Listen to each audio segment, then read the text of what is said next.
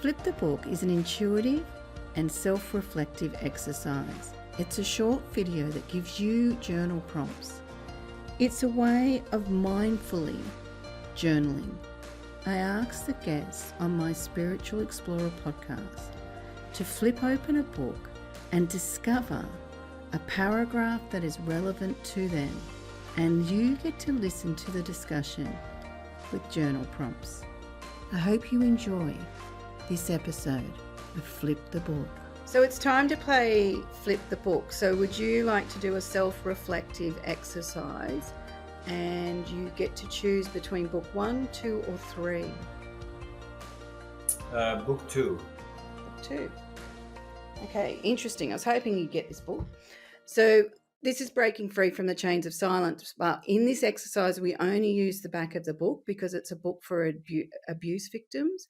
But in the back are some of the core essences, the essences of our soul. So whatever you pull up now will probably be very important to you and something that you notice when it's missing. It'll be something that you register. So could you give me a number between 189 and 215? 189 to 215. 189 and 215. 201. 5 paragraphs to pick from.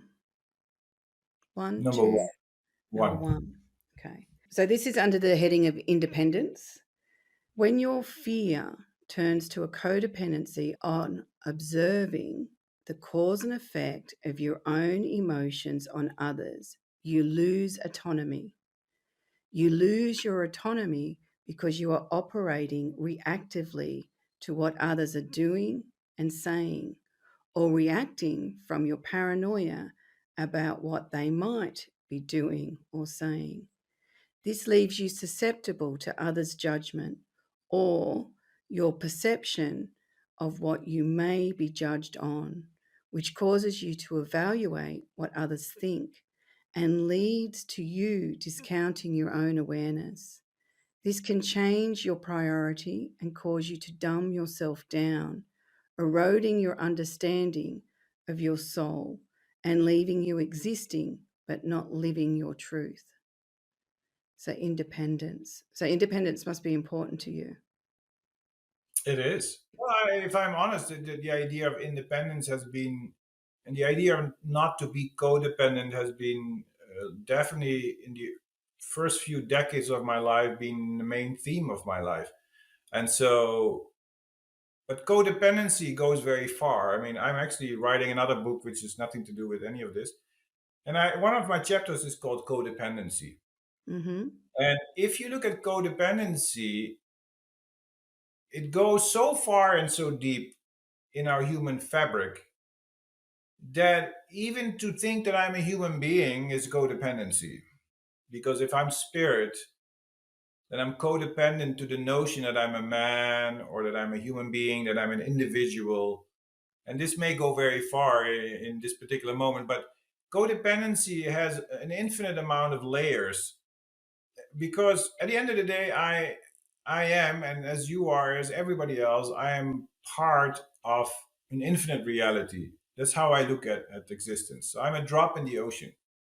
Yeah. And the idea, I mean, to answer your earlier question, because you were asking me in relation to how do you say that to other people, but when you ask me personally, my goal has been more maybe the goal of the yogis, the Indian saints and sages, that, and then more in the non-dual sense that I'm a drop in the ocean, and my goal is where not only am I aware that I'm part of the ocean, but could we even go further and saying I don't even want to be a drop, I want to become the ocean. And so the idea of separation is codependency because I'm holding on to that what limits me from becoming one with all things. So the sense of Okay. separation, and to put it in simple terms, it starts at the beginning. If I say I'm a Dutchman, then I'm separate from you, Aussie. If I say I'm a man, I'm separate and opposite to you as a woman. And so if I say I'm white, then I'm separate from you who may have another color. So I'm codependent on my notion of these limitations that I have put upon myself and I have identified with. So every layer of identification is, in a way, being in some way codependent, because I Yes. seek strength and identity and comfort out of that belief system and that identification. So the more I can let go of these limitations, the more I become one with you. If I don't see myself as Dutch, but I see myself as a human being, then I become more close to you. If I don't care what race or country you're from, you're my sister, you're my co-companion in this planet. If I don't even see you as a woman, you're my spirit being, you Yeah. know? And Yeah. so, but I can go as far as I want to go. And so for me, codependency means identifying with that what limits me from becoming one with all things and all beings. That's a really good way to look at it.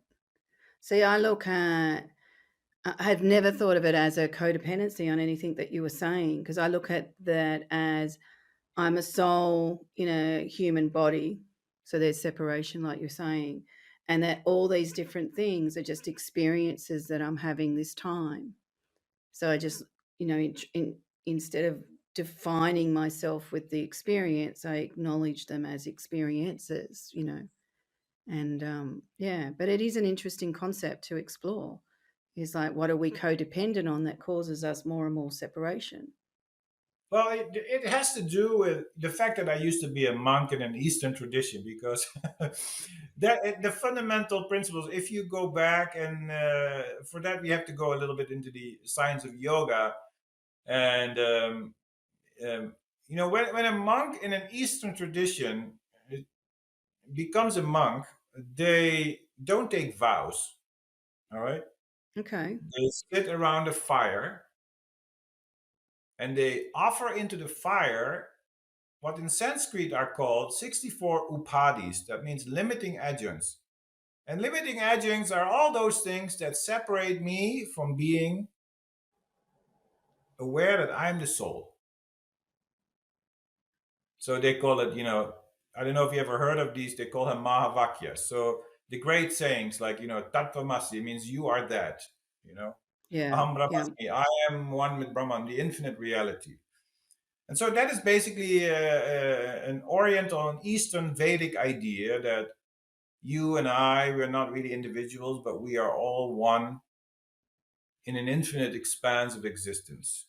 And so those 64 limiting adjuncts that at the time of becoming a monk in that ceremony symbolizes that I then detach myself, or at least I'm trying, because you're to really detach.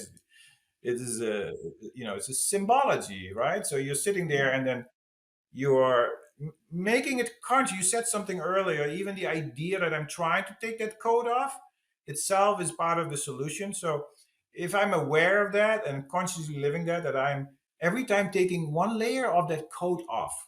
And so this coat in this case consists of 64 layers of the coat.